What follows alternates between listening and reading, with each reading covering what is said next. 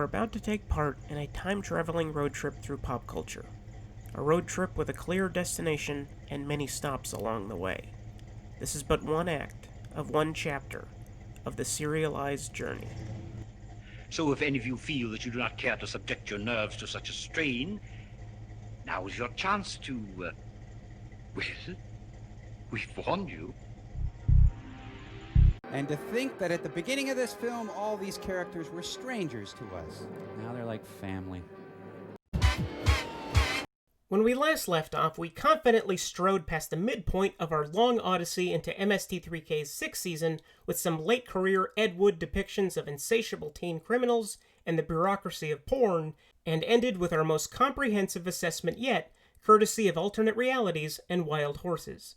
This week we'll tackle the most ineffective Air Force recruitment film ever made, reminisce about the soundtrack to Touch of Evil, indulge in some lady wrestling, and laugh about the lighter side of alcoholism. As always, I am Ryan Rodriguez, and you are stuck with the Coolness Chronicles Season 1, The History and Legacy of Mystery Science Theater 3000.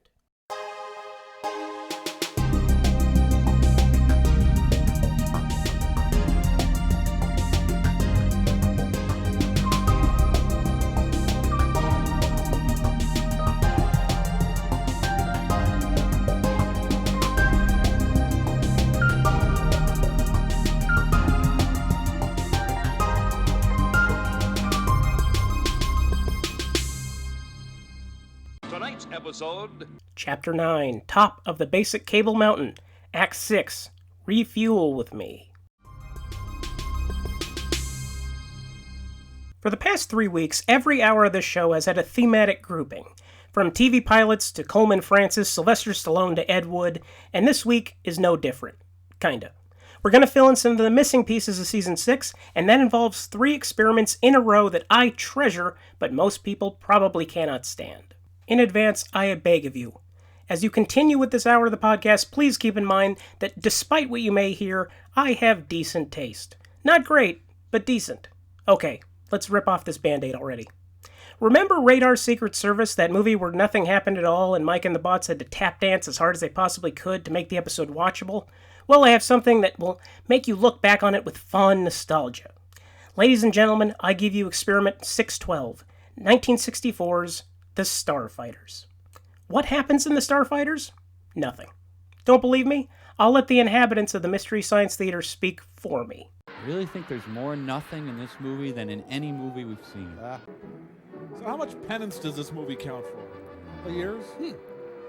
The Starfighters is an ode to lumpy, cragged faces and the shiny, sharp, expensive planes that our wonderful country taught them to fly. Is your face odd, misshapen? Join the Air Force. Very little is known about the actual production of the movie, other than the fact that it was made during Lyndon Johnson's escalation of the Vietnam War, which is invoked by Mike and the Bots during a lengthy bomb-running sequence that we'll get to shortly. It was done by writer-director-producer Will Zenz, a former Air Force test pilot who would go on to produce a similarly befuddling mess that Riff Trax recently covered, called Trekker's Woman. It was clearly made with the full endorsement and cooperation of the Air Force, as most of the quote-unquote movie is made up of footage of military planes either flying, landing, refueling, or performing target practice. Boy, the potential for something to happen is very high right now. You know, this is about a lot more than flying. Yeah, it's about landing it, too. The plot is set on the very base it was filmed at, Southern California's George Air Force Base. I would say that it's a lovely-looking facility, but I'm pretty sure that we only got to see the runway, the desert, and a few offices. The actors do not seem to be professionals. In film, that is. They're probably professional plane landers or something like that. Although the cast is led by fresh-faced, hateful monster, in the making, Robert Dornan. Robert Dornan? The congressman? What, couldn't they get Rush Limbaugh? Who is Robert Dornan? Well, in the MST3K episode guide, Kevin Murphy provides a very concise assessment. This movie features a young, whiter-than-white Bob Dornan, the very super-ultra-conservative congressman from California who hates everything and everybody. Bob, known as B1 Bob for his undying support of that multi-billion-dollar dark and beautiful angel of death, enjoys a reputation for combining the political skills of Senator Joe McCarthy, Benito Mussolini, and Satan. I think the only reason that he gets elected is that no one ever gets to see him in action on the floor of the House. Tune into C-SPAN whenever there's legislation that affects such vague categories as family values or homosexuality. He'll get his turn to speak, and I think you'll enjoy the pungent scent of brimstone in the air, and you just might pick out the whispery ghost of Roy Cohn. Dornan is the romantic lead of the movie. Yes, you heard me right. Romantic lead. Laced throughout the 80-minute compilation of jet flight procedure that was probably made for aviation fetishists to pleasure themselves to is a subplot involving a passionless tryst between Dornan's quote-unquote character and some young lady. You get the guys in seats by promising vroom-vrooms, but you need to woo the gals with relationships and unromantic cocktail dinners. Hey, Mary, where are you from? Iowa. Oh, so you're stupid. Iowa. Say, I've heard of that place before, Gene. Don't we have a cross-country schedule? Mary Davison. Mary, this is Fred O'Brien. He's one of the flight commanders in our squadron. Another pilot? Won't you join us? Oh, by all means, if only for a little while. Oh, thanks very much. I don't mind if I do. Where's that stupid Iowa chick? She get here? Well, where were we? Dornan fraternizes with his fellow misshapen pals and routinely gets dressed down by his major, who loves bringing up subjects and shutting them down. Good. Any of you married? Please, no, please. My wife's with me here. And two bachelors, I I suppose. wasn't finished about my wife. Well, a couple of good-looking troops like you shouldn't have trouble finding dates in a hurry. You just furnish us with a couple of leads, Major. Right now, I'm here to furnish you with information about this airplane. But you brought it I've up. already read the flight manual, so come around the other side and take a look at this. Hold hands, find your partner. Come on. Yeah, there's plenty of girls around here. Well, that's great, because I'm really... Shut up! I get... That's it. Everybody stroke the needle. There you go. This plane was recently sexed. It's a boy. Bet you never saw this version of the rotating Gatling gun before. Especially pushing out 20-millimeter shells, 6,000 of them a minute. 100 rounds per second, gentlemen. Wow. You're not here to admire this plane. This is the probe that's used for air refueling. Go ahead, We'll lick get a it. taste of that a few weeks from now. His character's father, who looks a lot like the villain from the second series finale, Danger Diabolic, spends his brief screen time trying to convince Dornan's commanding officer to give him a safer assignment, only to be spurned when Dornan and the rest of his outfit are sent to Europe. This is strange, because I thought Cambodia was in Asia. So they're leaving. Yeah, leaving. And to think that right now they're all making their own gravy. Bro, that's it. What? Captain, is Europe a big country over? Captain, I don't speak Europe. It's hard to see them going when you care so much about them. Sir, about Europe. Are we attacking or just going? While Top Gun eventually taught us that the Air Force is bursting with homoerotic energy, Will Zenz shoots his jets with the clinical eye of an industrial photographer. All the romanticizing of these dreamy war machines is overshadowed by the relative utility of the equipment and the accidental sexualization. We'll keep a pin in that one. The result is a training video masquerading as a feature film, minus the Kick and Kenny Loggins tunes. Even when things happen, nothing happens. If conflict is the essence of drama, this is the opposite. There's a running gag of ending any scene where the point seems to be nebulous with the following. Attention all aircraft, vicinity George Air Force Base. Emergency has terminated. George, open for normal traffic. That was a great scene. It's surprising how many times Mike and the bots are justified in using this ironic phrase, and it never stops being appropriate. And yet, I love this episode. When I finally do my top 25 chapter sometime next year, expect this to be very high on my list. I've said before that my favorites tend to be the ones that hurt the cast and crew the most, and the Starfighters is no exception. I cannot imagine what it was like to sit down with this movie over and over and over through the course of a 9-day production schedule. If that writer's room wasn't stocked with comfy couches and some of the funniest, most creative people on the planet, I would assume that the Best Brains facility would look like a scene straight out of Lord of the Flies within 10 minutes. The MST3K crew push back against the movie as hard as they possibly can, delivering some of their most incisive political commentary and dirtiest jokes of the entire series run. They let it get away with absolutely no bullshit, and this is a movie that is made up of 100% bullshit. Their takedown can only be described as savage, and it's note perfect. Yes, we've traded quality education of 1 million kids for these planes. Like Native Americans using every part of the buffalo, the poor soul who edited the Starfighters let no film go to waste. Does one shot simply show the exact same activity as another? Use it anyway. We've got a runtime to pad. This philosophy is best exemplified by the movie's two, I guess you could call them set pieces? First, there's a 4-minute, yes I counted, scene in which the titular Starfighters refuel in midair. Remember when I called this movie a masturbation tool? I was being hyperbolic, but it turns out that refueling looks vaguely obscene. The jets have a protuberance that has to be inserted into a basket dangling from the fuel jet. The insertion, or penetration if you will, is frequently awkward and must be maintained for an uncomfortable amount of time.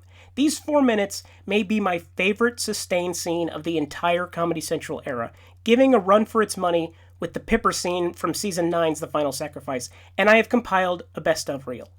You can't hear me when I play clips, but know that I am crying laughing throughout this whole thing.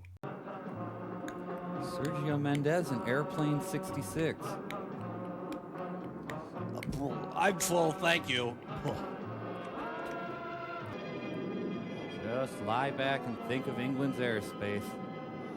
Oh, sweet mystery of life, at last I found you. Nice basket. Look. Oh, I'm sorry, that's never happened to me. We can just snuggle for a while, that's okay. My, you're looking chipper. Someone get refueled this weekend? Mrs. Robinson, are you trying to seduce me? I have the feeling you're not ready for this. Your first time? No, it's not. I've refueled a lot of times. Jeez, they should have Donna Summer singing for this scene. I love to fuel you, baby. I love to fuel you, baby. Core 94 from Lead, what's the matter? This isn't your first time up here. Let's go. Shut up. I'm doing it, okay? I think he has whiskey jet.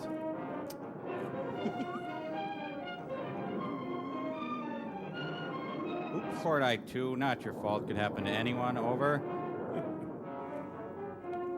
Core 94, settle down. Just hook up and maintain your proper position. Oh, that's so constructive. That helps a lot. So this is like a coming-of-age story. All right, now, Core 94, hold it there.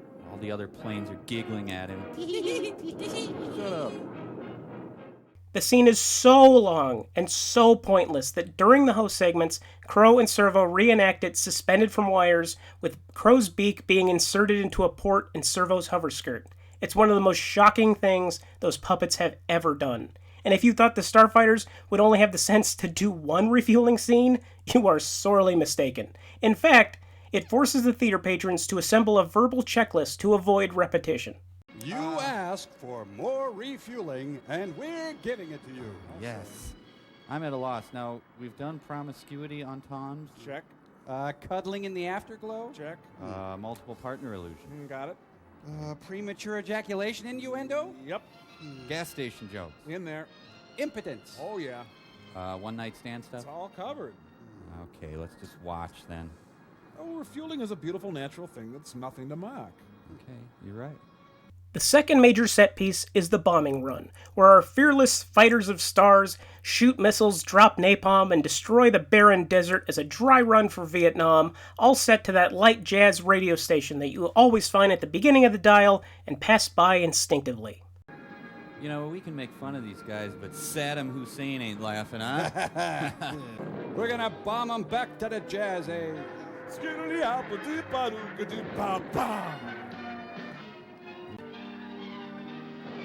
Yes, the desert environment is enhanced by bombing. Left alone, it is too placid.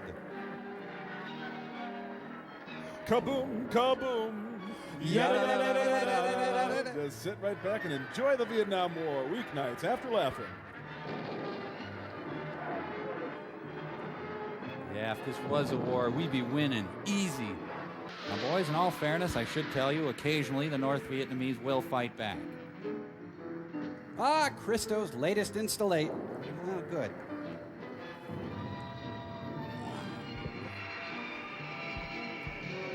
Well, if we're ever attacked by white rectangles, we got it under control. See? I hope they blow up Blossom. But I sincerely hope that The Starfighters is best remembered as something more than one of the most unwatchable movies ever made. It introduced the movie-going public, or at least 0.07% of it, to something magnificent. Since we'll be flying our own Starfighters over the water, you're going to have to check out your rescue equipment. Check out this. Now, a very important piece of that rescue equipment is what we call a...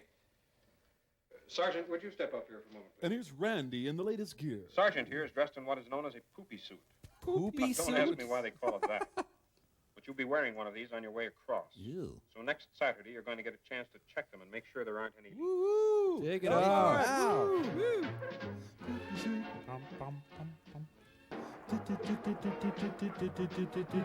Poopy suit.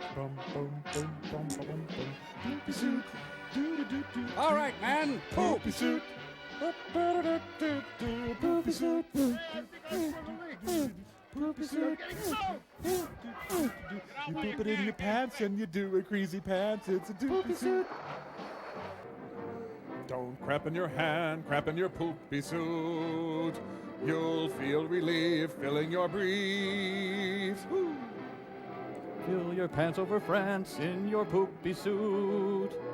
Flying high in the blue, free to do number 2. Poop poop we do. Poop poop we do. I think that's probably enough. Thanks. No, that's quite enough. Thank you. Thank you. Stop it. I have harped on the lack of movie in this movie for quite a while, but Servo actually summarized the experience in a much more eloquent way. So basically, according to themselves, the Air Force is a bunch of leather-faced, not-so-bright, heavy-drinking, dull-witted speed freaks who poop in their pants and can't make it with women, right? Am I right? Yes, that is correct.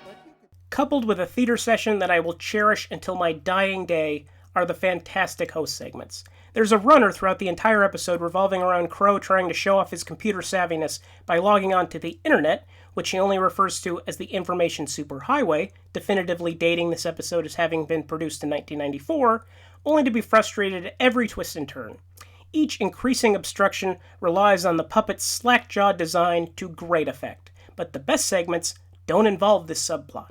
There's an invention exchange for the first time since Season 5, and Mike and the bots offer up a barbecue sauce reminiscent of commercials at the time.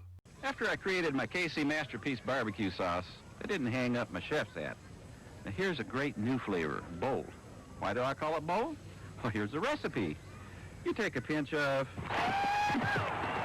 and a couple of cloves of, then stir in some. Don't attempt this recipe at home. Go buy new KC Masterpiece Bold. This sauce lives up to its name. Hold on there, partner, because we got sauce. Barbecue sauce. Yes, sirree. It's Cowboy Mike's own original red hot ricochet barbecue sauce. Barbecue sauce? But look what we've got. But Clay, do you think it might be bold? Bold? Well, hell yes, it's bold. It's Cowboy Mike's own original red hot ricochet barbecue sauce. It's mighty bold. How bold is it? It's bold enough to bulldog your taste buds and hog tie your tongue. That's how bold this stuff is, you little priss, and I mean it's bold. Throughout the bit, Crow and Servo are wearing giant foam cowboy hats, and Crow is sporting a mustache that makes him look like an old-timey barber. It's adorable. But the highlight of the episode, and one of the greatest host segments of the entire Mike era, is a showcase for the angelic voice of one Mr. Kevin Murphy. It's the United Servo Academy Men's Chorus, a collection of Servo doppelgangers in dapper blue suits singing a medley of pop songs with aviation themes as Servo Prime conducts the whole affair. Here's to the guys and gals who like to fly, flying so high with some guy in the sky. Sky rockets in flight, afternoon delight, Captain High at your service.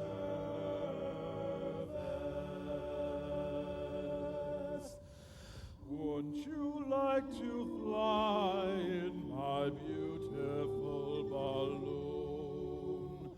Take these broken wings and learn to fly me to the moon. Sail on the silver bird. Have you ever heard that the bird is the word in a big... If you're new to the show or just haven't seen it in a while, I advise you to check out the whole segment as soon as you get the chance.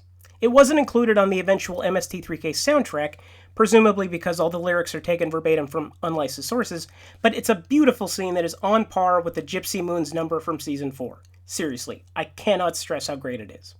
On a darker note, before we move on to the next episode, I want to take about 2 minutes for a detour that I foolishly wasted 2 hours of my life on and need to make something from that pain. This is still better than Iron Eagle. Let's briefly discuss 1986's Iron Eagle.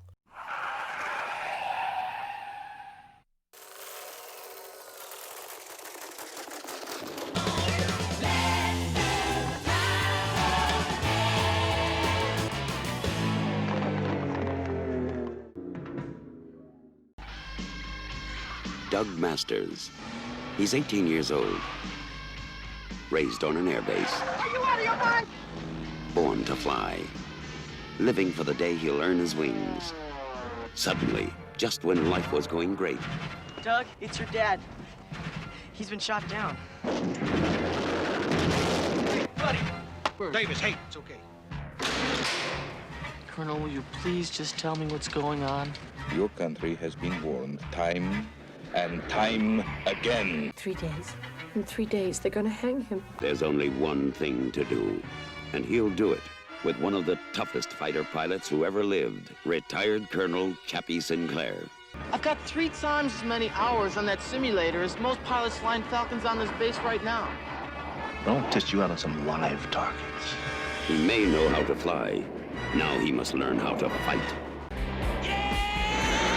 Academy Award winner Louis Gossett Jr., Jason Gedrick, Iron Eagle.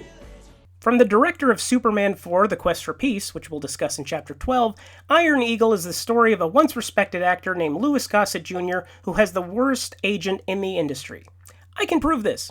Iron Eagle was followed by 3 sequels, the last of which went direct-to-video, and Lou, as his friends call him, is sadly in every single one. Granted, the movie he won an Oscar for is a piece of sexist trash, but he was still great. In no alternate universe does an actor with natural charisma and pure energy deserve to be in Top Gun for jingoistic tweens. Actually, I take that reference back. Top Gun was at least a slick music video. Iron Eagle is like playing a lame arcade simulator while the gamer next to you is listening to a crappy mixtape that you can hear leaking out of his Walkman headphones.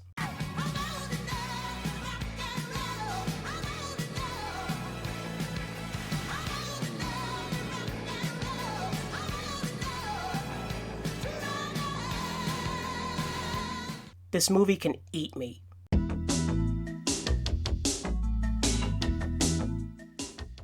On a better note, going from the doldrums of the Air Force to, according to IMDb, one of Lindsay Lohan's favorite movies. Yay! Experiment 615, Kitten with a Whip, also from 1964.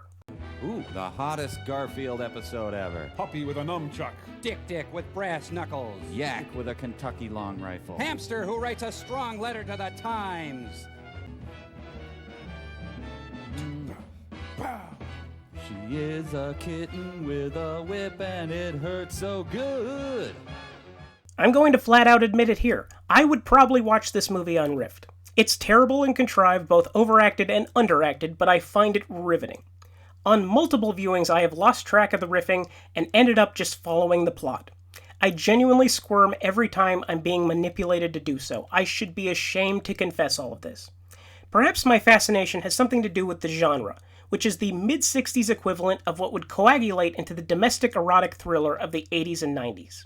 It's probably not what anyone would predict as a potential avenue for riffing just a year or two earlier, but this is also a relatively mid-budget movie for the show, and it actually looks like an actual film, rather than most of the experiments in the season thus far. Mike Nelson, in his intro to the episode on the Shout Factory DVD, described it as the kind of movie that was outside of the standard MST3K wheelhouse, creating the phrase, tap dancing a little harder, a metaphor that I've been quoting throughout these last few hours of the show, because it's the best possible way to describe the writing process, compensating for a lack of material by overpowering the movie. But, quote-unquote, outside the wheelhouse was Season 6 in a nutshell. Kitten with a Whip was directed by Douglas Hayes, who has a prolific career directing and writing for television, and is responsible for helming some of the greatest episodes of The Twilight Zone, like Eye of the Beholder and The Invaders, and this was one of only 2 theatrical efforts in his career over the course of more than 3 decades, although he did contribute to the screenplay for Ice Station Zebra. He also wrote the screenplay for this movie, based on what I assume is a very trashy novel by Wade Miller. One of the simplest suspense formulas is the man backed up against a wall. Or a woman, doesn't need to be gendered. Every time they move forward, you push them back against the wall. Then you let them move a few steps forward the first time, then push them back harder. Repeat until an ultimate confrontation. It's not a hard structure to write, and frankly, I think it actually works here. John Forsythe is the man up against the wall as senatorial hopeful David Stratton. David is married but temporarily separated. In an act of either divine providence or complete random misfortune, he finds a troubled young woman, the titular Kitten sans whip, sleeping in his mansion, having broken in under mysterious circumstances. It's kind of like what Robert Downey Jr. did before he went to jail, but with inferred sexiness. That troubled young woman is Jodie, played by 22-year-old teenager Anne Margaret, who at this point in her career had not yet found her acting baseline, let's say. More on that in a moment. Forsythe's character initially tries to help Jodie because her backstory involves abuse and neglect, always a great device for your shallow romp, and I think we're supposed to believe that the biggest dilemma in Forsythe's life is his inability to have sex with this woman. Thanks, David. Thanks for everything. No, thank you.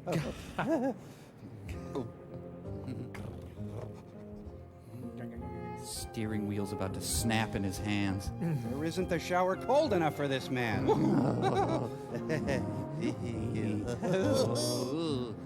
Forsythe is too gentle with Jodie, so after sending her away with some money and sympathy, she returns to his house unannounced.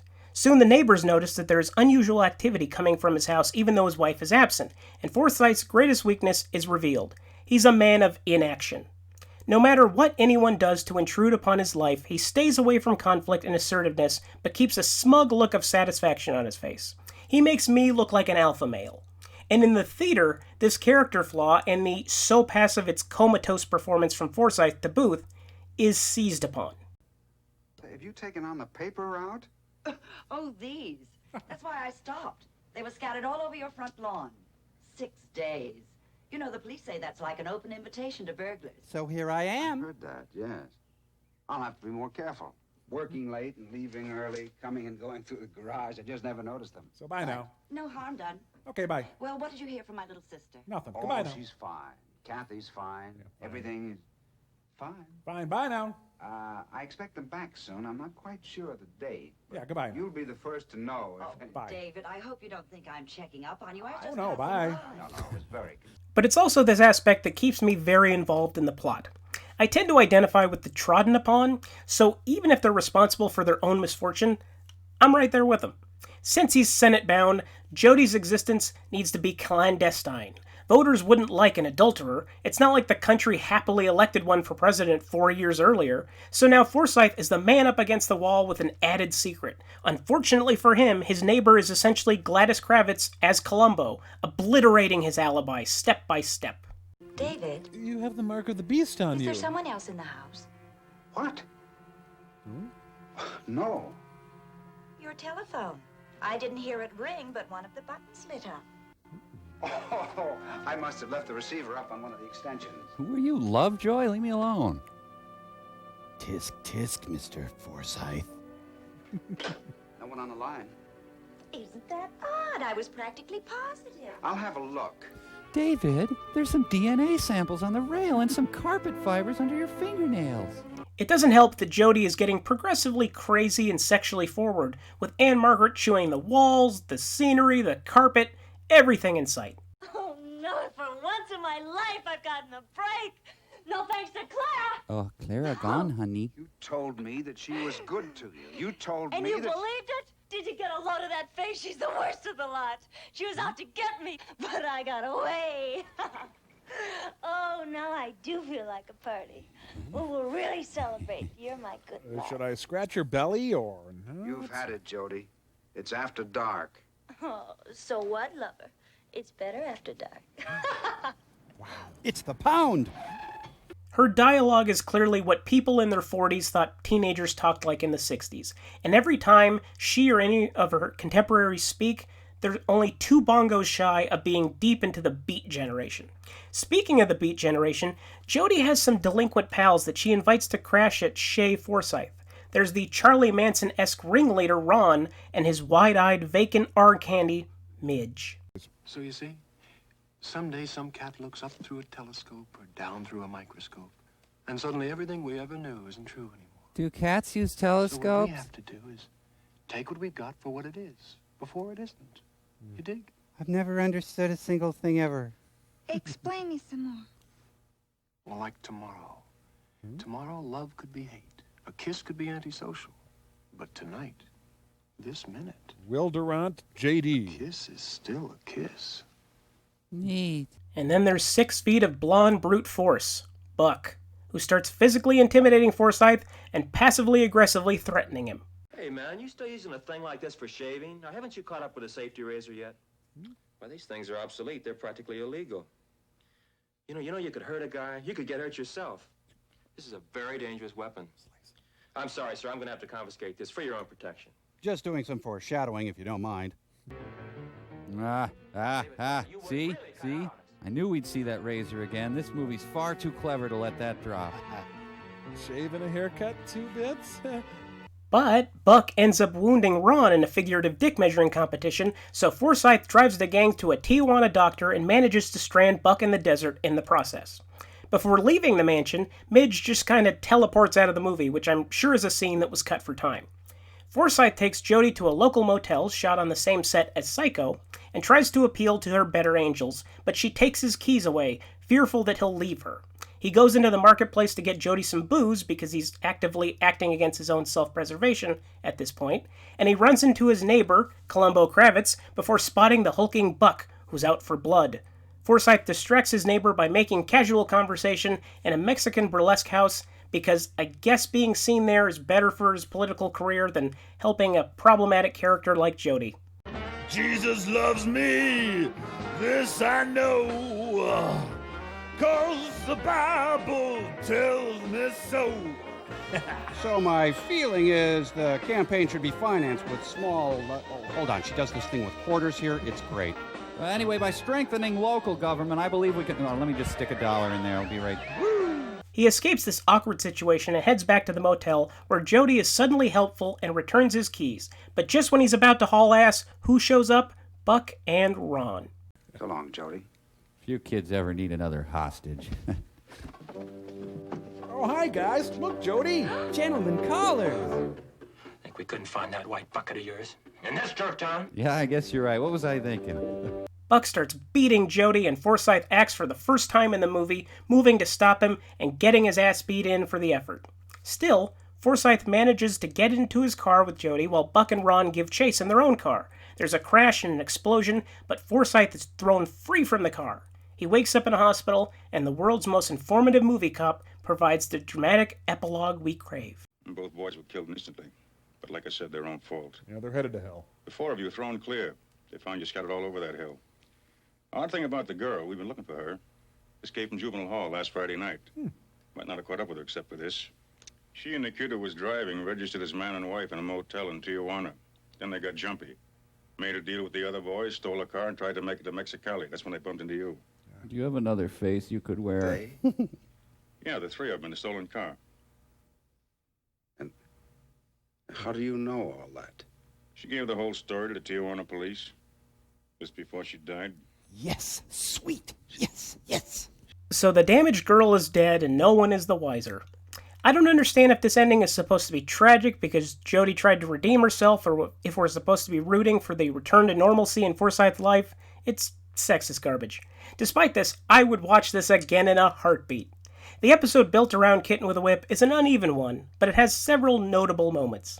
The first segment sees Crow volunteer to be sent down the umbilicus to infiltrate Deep 13. It goes about as well as you could expect. Fire in the hole!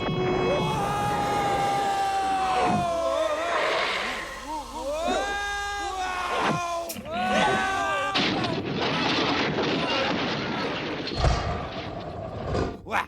Ha! Jimmy jumpsuit. This is Hermes. The squab is in the hole. Okay, first impression. Very dark. Very smelly. Oh, wait, that's me. Oh, making preliminary search of area. Nice. Wonder what they pay for rent. Bro, would you just find the secret button and get us down? Right, sorry. The golden bird is circling. The eagle is ready to dive. I'm just going to make it... Hey, don't just stand there, pal. Help me find the special button that gets the satellite of love to... The eagle is running! The eagle is running! The eagle is wetting his pants! It's a scene that is staged and taped very well, utilizing angles that are reminiscent of the non-theater segments of the MST3K movie, as if Jim Mallon, who directed this episode and the movie, was starting to use the episodes he worked on as a trial run for establishing a more cinematic style. But I understand that it's kind of pathetic to even express what I just did, but if I don't say it into this microphone, it's just going to bounce around in my pathetic little head. And while that's my favorite part of the episode, it's probably best remembered for a bit that is half-baked at best, if not entirely endearing. Kevin Murphy shows up on the Hex Field in a rented cat costume as the titular Kitten with a Whip.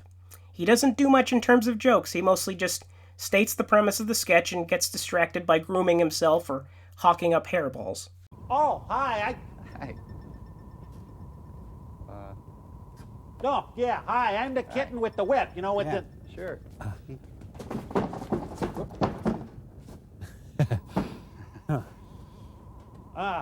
Like I was saying there, I'm the Kitten with the whip, and I'm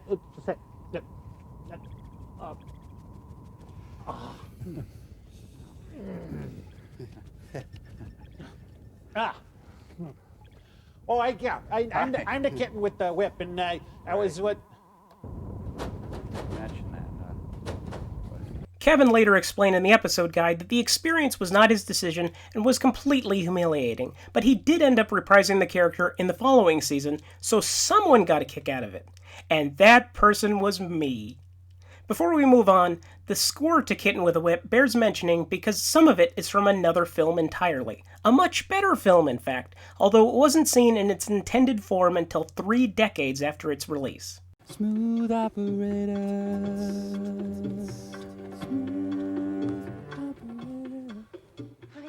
That's just a sample of the great Henry Mancini's astounding score for Orson Welles' Touch of Evil.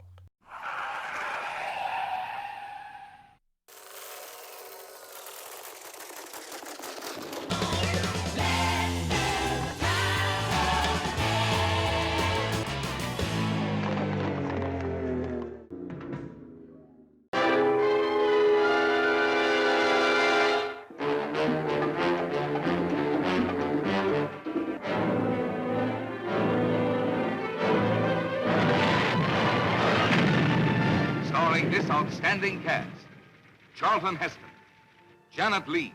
I could love being corny if my husband would only cooperate. Orson Welles, co-starring Joseph Kalea, Akim Tamirov, with guest stars Marlene Dietrich, Zsa Zsa Gabor. What are you trying to do? We're trying to strap you in the electric chair, boy. Only the offbeat, original, creative powers of Orson Welles could bring you so suspenseful, so gripping, so different a drama of love threatened by vengeance. Mike may be spoiling some of your fun. Mike? My husband, yeah. And if you're trying to scare me into calling him off, let me tell you something, Mr. Grandy. I may be scared, but he won't be. Of a struggle between titans. You framed that boy. Framed him! Of a manhunt like nothing you've ever experienced. 1958's Touch of Evil is a lurid piece of film noir pulp built on dazzling visuals, opening with a 3-minute tracking shot that for me is as impressive as any trick in the Citizen Kane playbook, and overwhelming moodiness. In a border town, some interracial newlyweds played by Gringa Janet Leigh and Charlton Heston in brownface, I never said it wasn't problematic, are menaced by a corrupt cop and nefarious forces that Heston's drug enforcer is investigating. It's a tale of seedy motels, car bombs, and actually menacing gang members, something of a rarity for the 1950s. It tried its absolute hardest to be provocative and shocking, and 6 decades later, it still hits buttons that few films of the time period can match. But for years it didn't have that reputation. When Welles turned in his original assembly edit, distributor Universal was unsatisfied and promptly recut and reshot some footage without his input. Welles wrote a 58-page memo on how to better tweak the picture, but his request went unheeded and it was released in a compromised version, not unlike his experience shooting The Magnificent Ambersons, which we'll discuss in Chapter 11. It wasn't until 1998, 13 years after Welles' death, that the Universal brass decided to restore the film and handed all the available footage and the memo to legendary editor Walter Murch, who rather seamlessly crafted an edit that gets as close to the original intent as possible, considering that, like Ambersons, some footage no longer existed. Now Universal likes to tout the film as one of their underappreciated gems of their post-Frankenstein, pre-Jaws nebulous period, but it would have been probably recognized as such for much longer if they didn't dick around with it in the first place.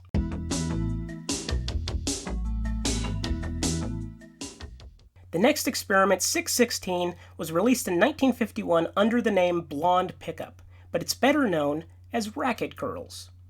If you thought the Starfighters was the apex of having nothing to offer, I suggest this in an instance of one-upmanship. Racket Girls is ostensibly about a gangster named Umberto Scali, played by Timothy Farrell, a man who has a permanently embarrassed look on his face, who acts as a skeevy manager to a group of lady wrestlers as a front for his real passion, crime. Namely prostitution, bookmaking, and drugs. However, that's a very clean and tight synopsis for a loosey-goosey movie that was mainly produced as an excuse for men to go to a public theater and watch softcore pornography consisting of amateur wrestling matches in which there is seemingly no structure. And if they're not wrestling in a ring, they're doing it on a dingy soundstage. We will now break from our regularly scheduled wrestling to bring you wrestling. Does that not turn your crank? How about the same busty women wearing next to nothing, exercising silently, and the occasionally scantily clad field trip? And the point of this is... Yes, it's the annual running of the breasts. Just breathe the fumes in. It's good for you. This movie is refreshingly itself. If it sounds like I'm being cynical, you need to know a little bit about the producer, George Weiss. Weiss, who is astoundingly still alive, is a man best described as a smutty, unambitious Roger Corman. There was a time when people could flock to a theater to watch a woman giving birth because it was quote-unquote educational, but they really got asses in seats because the camera captured several unobscured shots of a vagina. Weiss saw these movies and thought, I can make that sexier. In 1948, he produced Test Tube Babies, which tells the story of a couple that cannot conceive and must resort to artificial insemination. He didn't make it because it was a slice of life in a rapidly changing America. It was a framework in which he could insert, no pun intended, relatively ribald sexual content and nudity. Because he simply booked theaters with a poster and a concept, he bypassed the production code and can advertise his movies with a hook that no major studio could match. He was a concept man, especially if that concept was taboo. Here's a comedic interpretation of Weiss from actor Mike Starr in Tim Burton's 1994 film Ed Wood. I don't hire directors with burning desires to tell their stories. I make movies like Chain Girls. I need someone with experience who can shoot a film in 4 days and make me a profit. Sorry, that's all that matters. Sexual reassignment surgery? He produced Ed Wood's debut, Glen or Glenda. Lesbianism? 1965's Chain Girls. Nudism? 1961's Nudist Life. Sadomasochism? 1964's Olga's House of Shame. You get the picture. He wanted to titillate and give men images for an analog version of the spank bank. If you went to see one of his movies, you probably had a paper bag over your head. And aside from Olga's House of Shame, which was the first in a 5-movie series, his only other franchise was the Umberto Scali trilogy. Yes, Racket Girls is not only part of a trilogy, it's the middle chapter. The series began in 1948 with The Devil's Sleep, in which Scali begins the movie getting out of jail and promptly sets up a racket selling drugs through a women's health spa and swinging parties. Then he changes his method in Racket Girls and is gunned down at the end. Oops! Spoiler alert. I'm sorry, I should have been quicker with those. But just like any given superhero worth his weight in kryptonite, Scali returned to life without any second thought in 1953 to run a seedy dance hall racket in the imaginatively titled Dance Hall Racket. I assume he dies at the end of that one too, but by the time Weiss attempted a reboot, the Umberto Scali craze sweeping across America had faded, and one of the greatest non-characters in cinema history gently faded into that good night. We'll all have memories of that depressed-looking man with the mustache like Snoopy's cousin Spike wearing the 50s equivalent of leisure suits, and sitting at desks ogling women or walking into scenes casually and reprimanding his goons. What are you doing here this hour of the night? Expecting someone? No, boss. I was just leaving. Well, get out of here. Oh, someone's a bitch, and it's not me, and it's not Joe. But let's get back to Racket Girls. Like I said, it's softcore porn under the front of a wrestling picture.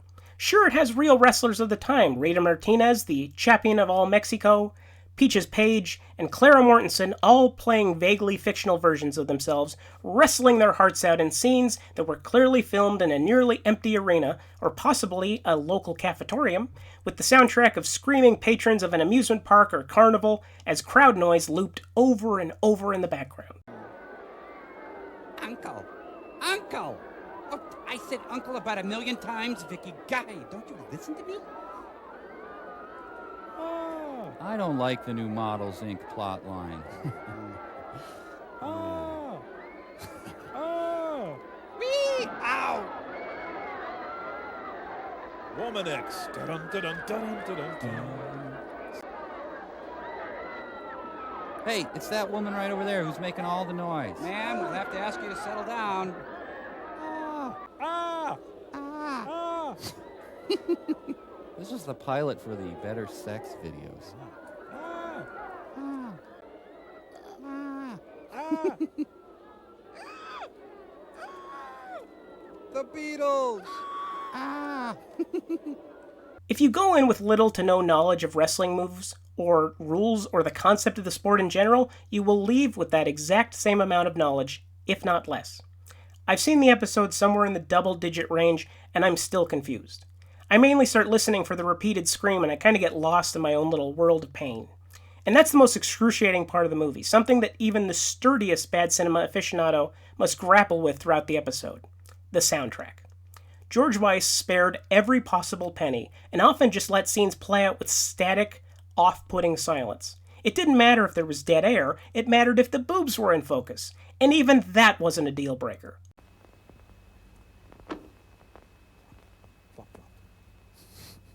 I think maybe a second draft might have helped this movie. It's so noticeable and cheap that when the movie finally decides to include something of intrigue, it comes off even more off-putting.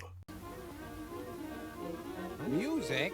Why here? Why now? Why us? Okay, people, we've completely lost the lights. Let's roll film. Circling back a bit, what about the babes? Here's where things become awkward.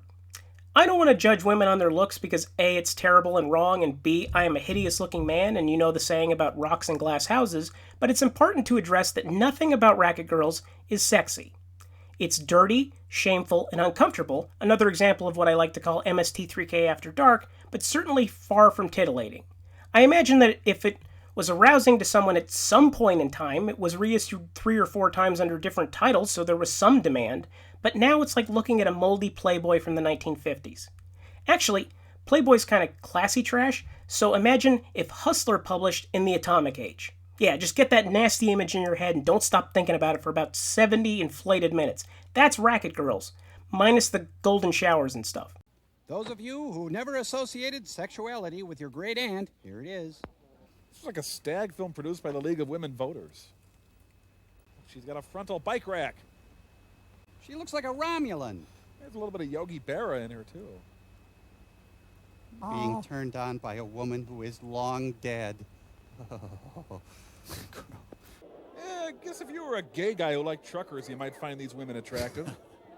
I love this episode because it reminds you that the men and women at Best Brains had to produce 24 episodes from 1994 to 1995, and sometimes they would get something that was suitable only because there were limited options. But they had to make it funny. Not just for the standard comedy half hour, but for 90 minutes. When they were confronted with true garbage, and they needed to make garbage aid, they were at their most transgressive and clever. And Racket Girls offers garbage to spare. Refueling was a cakewalk. Like Season 5's Teenage Strangler, when it came to crafting host segments for this episode, the cast and crew were at a loss, searching for inspiration in the feature presentation. So they turned to the rather long short that played before it, Are You Ready for Marriage? And the result is one of the most fun episodes of the entire series. But since we're saving discussion of all the shorts from Season 6 for the epilogue to this chapter in about a month from now, we'll wait until then to discuss it. I apologize for the bait and switch, but you'll forgive me in time. The final experiment this week, 617, is one that we're not going to discuss in great detail because it falls into the category of films that are too good for me to find riff-worthy. Like Colossus and the Headhunters before it, 1956's Elia Moromitz is a gorgeous production. Unlike Colossus, Roger Corman got his hands on it, redubbed it, chopped it to pieces, and rechristened it as The Sword and the Dragon. It's a lush, colorful, and inventively designed folktale from the Soviet Union that I'm sure many people consider as one of their favorite episodes. But aside from a very welcome voice of Paul Frees, Colleen, what great riches you have now! But it is not enough. I want moose and squirrel. and the stellar host segments, this is out of my general rotation for repeat viewings. If you want a breakdown of the plot or some choice riffs, I apologize. My interest lies elsewhere. Speaking of those host segments, let's discuss them, shall we? After a prologue involving Servo getting way into his role of Dungeon Master in a forced D&D campaign, Deep 13 gets some unexpected visitors while Frank and Forrester are bagging their comics and preparing for that evening's episode of William Shatner's Tech War. As it happens, even though the Mad's base of operations is supposed to be subterranean, Deep 12, which I assume is their upstairs neighbor, now has two new occupants, the decidedly normal Bridget and Mary Jo, played naturally by Bridget Nelson and Mary Jo Peele, and it does not go well. Hi, I'm Bridget, and this is my friend Mary Jo. We just moved in upstairs to Deep 12. We're neighbors! Ah! Clay, there are girls here, actual girls! Don't panic. There should be some instructions on what to do somewhere. We've introduced ourselves. Who are you? I have lots of comic books. I keep them in plastic bags. Oh, yeah. We haven't seen the laundry room. Do you know where it is? Are we on a date? Because it's okay if we're on a date. Frank and I have been on lots of dates. Lots of dates, yeah. I would go on a detour about Tech War at this time, but it just so happens that the book it was based on served as a good chunk of Mike Nelson and Connor Listoka's podcast 372 Ages We'll Never Get Back, and that's a subject for another more relevant time. In a desperate bid to impress the ladies, Forrester instructs Mike and the bots to provide some entertainment. Crow has written a political musical review in the style of Mark Russell called Supercalifragilisticexpialidocious. I'm the crime bill, bang bang! I'm the crime bill, bang bang! I get shot at every day. I'm the crime bill, bang bang! I'm the crime bill, bang bang! I'm opposed by the NRA, bang bang! Hello, Mr. Senator. My daddy's out of work, and he says that it's because of the deficit. So I saved some money in my piggy bank, and I'm going to give it to you to lower the deficit. If an 8-year-old kid can save money, how come the government can't? Honk, honk, beep, beep, government gridlock. Honk, honk, beep, beep, government gridlock. There's a traffic jam at the Congress intersection. But the light is red unless there's an election. Government shorthand, get tacky. It's supercalifragilisticexpialidocious. Naturally, the women run off in mortal terror, but they'll definitely call. They will call. The highlight of the episode, or low light, depending on your level of patience, is a play on an old Schlitz beer commercial. There's just one Schlitz, yeah, nothing else comes near. When you're out of Schlitz, you're out of beer.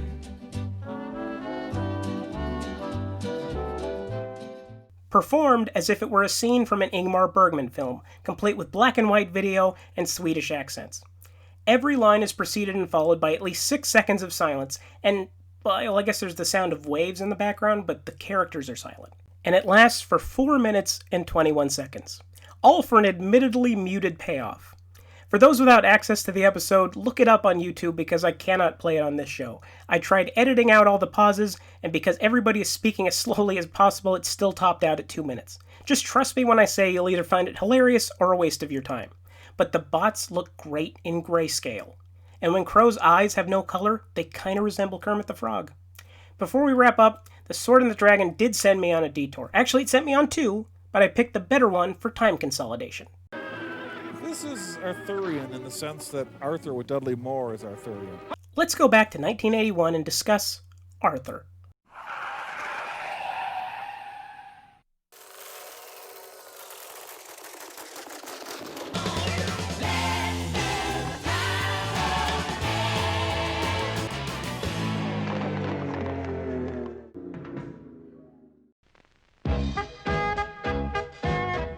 Don't you wish you were Arthur? Would the more attractive of you please step forward? It's gonna cost you $100. Let's make it $200, but I will ask you to simonize my car.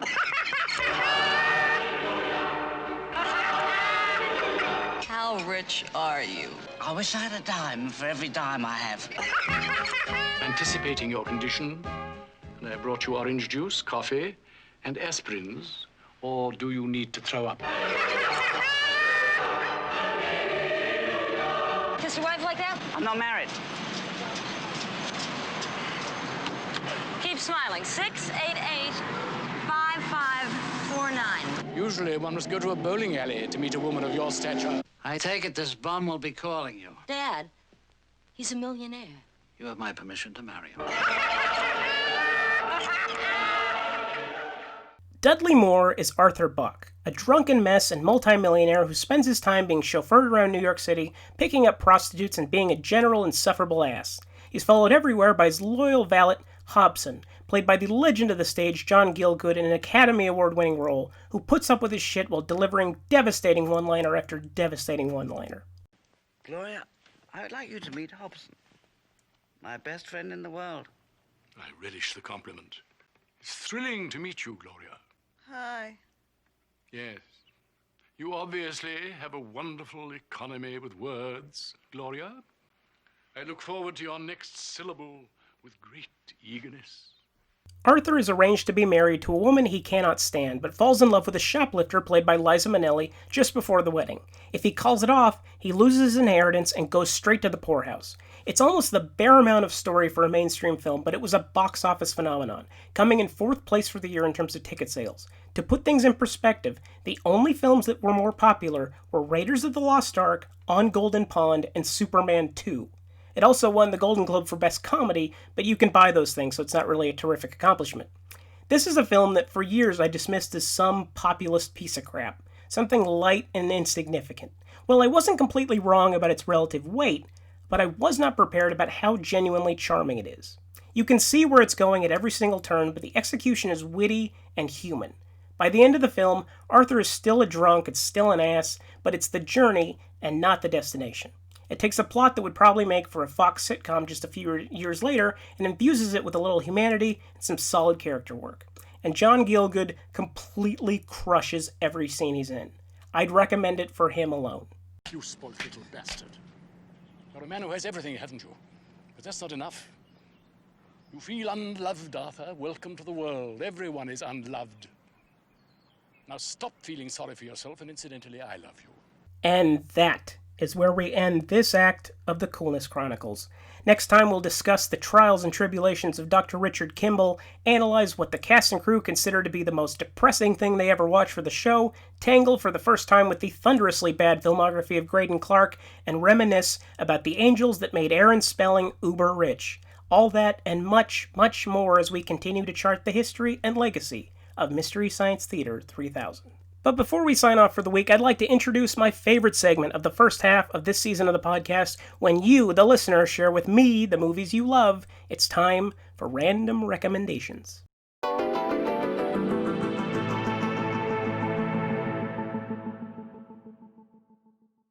This week's random recommendation comes from Amanda Nichols. In fact, here she is to tell us all about it. Dune. I'm not talking about David Lynch's version of Dune, but Jodorowsky's early attempt to put the movie together. Wait, what? The guy who did Holy Mountain tried to do Dune? Yeah, and it didn't actually get made. But The documentary, Jodorowsky's Dune, goes through the process that was pretty intense on how this film was being created and what ended up coming of it. You'd be surprised to see some things that were created for Dune ended up in some other great science fiction films. And now you might actually understand why Sting was in the movie in the first place. Really great film about a movie that never came out. And it's really a shame that we never got to see it. Jodorowsky's Dune is one of the very few random recommendations I've chosen that I've actually owned and watched multiple times before receiving said recommendation. But I deemed it worthy of discussion because it may be my favorite documentary of the decade after Won't You Be My Neighbor. But unlike Fred Rogers, the film features at its center one of the most reliably batshit insane personalities to ever walk the earth, renegade cult filmmaker Alejandro Jodorowsky, best known for such indescribable epics as El Topo and The Holy Mountain. As Amanda pointed out, Dune is a movie that he never actually got to make for various outlandish reasons, and the documentary is both a gripping account of madness that could have been, and a detail of the purely creative process that simply wouldn't even get past the development phase in today's marketplace. And I say this knowing full well that yet another take on Frank Herbert's landmark novel is currently in production from another visionary director, Denis Villeneuve. But no matter how good that version is, it's impossible to be even a fraction as daring and challenging as the vision presented here. But the highlight of the whole thing is a no-holds-barred interview from Jodorowsky himself, who at the time of this film's release in 2014 was at least 84 and still as animated as Martin Scorsese in the heights of his cocaine phase. This is best personified in the most controversial section of the film, which will probably be remembered in the years to come, mostly because of a truly reprehensible analogy. When you make a picture, you must not respect the novel. It's like you get married, no? You go with the wife, white, the woman is white, you take the woman. If you respect the woman, you will never have child. You need to open the costume and to rape the bride. And then you will have your picture. I was raping Frank Herbert, raping like this, but with love. It's a fascinating presentation, and although I'm reticent to praise the man as a human being, Jodorowsky's Dune is one of the best examples of a director as an artist, uncompromising in every possible way. Whether or not you will leave the film disappointed that he never got the chance to execute his vision is entirely dependent on whatever baggage you bring to the viewing. But no matter what, you won't be able to say that had it gotten made, it wouldn't have been anything less than 100% its own ineffable thing. And that's definitely something we need more of these days. The analogies, not so much. Thank you to everyone involved in making MST3K for everything that they've contributed to my life and culture as a whole. Double thanks for writing the episode guide that I will quote frequently in this season of the pod. I also want to thank Shout Factory for their excellent supplemental material that was invaluable to my research for this and every episode to follow on this subject. If you want to support the artists who made this wonderful show, many episodes are available on VOD at rifftracks.com. And thank you for listening. If you enjoy what you hear, please rate and review the show on iTunes or your chosen source. Share it with anyone you can, any way you can. This has been the largest and most fulfilling endeavor I've ever seen to completion, and it would be nice to keep making the show until it just isn't fun anymore. Have questions, comments, or random recommendations, or is there anything I missed in this particular chapter? Contact me on Twitter at CoolnessPodRyan or on our Facebook page, and keep on the lookout for updates.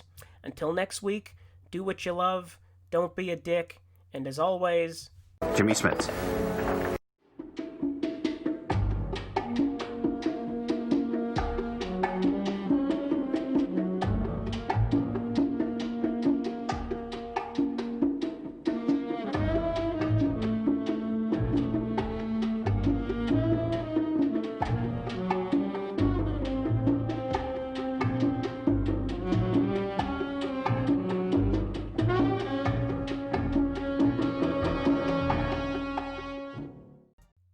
Chronicles is written, produced, and edited by Ryan Rodriguez. Executive producers are Tracy Rodriguez and Luis Rodriguez. Original music by Bildschirm. Please visit bildschirm.bandcamp.com for more information.